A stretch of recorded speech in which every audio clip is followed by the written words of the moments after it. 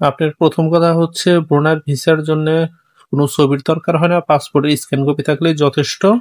আর দ্বিতীয় কথা হচ্ছে ভিসা মূলত ব্রুনাই থেকে বের হয়, কিন্তু বর্তমানে বাঙালিদের জন্য 2024-এর ফেব্রুয়ারি মাসের পরের থেকে বাঙালিদের জন্য যারা ব্রুনাইতে আসবে তারা সরাসরি ব্রুনাই থেকে ভিসা বের করতে পারবে না।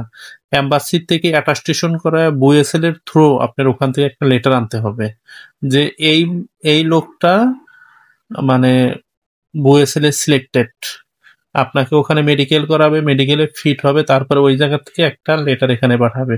আর একটা অপশন আছে, যদি কোনো লোক মেডিকেলে ফিট হয়েছে বুয়েসেল থেকে, সেই লোকটা কোম্পানিতে আসতে চাচ্ছে না, তার রিপ্লেসমেন্টে আপনার পাসপোর্ট দিতে পারবো, কিন্তু সেই ক্ষেত্রেও ওই অ্যাম্বাসির থেকে অ্যাটাস্টেশন করে রিপ্লেস করবে, একটা অ্যাটাস্টেশনের কপি এনে তারপরে আপনার ভিসার জন্য অ্যাপ্লাই করতে পারবে। তাছাড়া জীবনেও পারবো না। যদি কোনো লেনদেন না করে থাকেন তাহলে ভালো, লেনদেন করতে যায়েন না।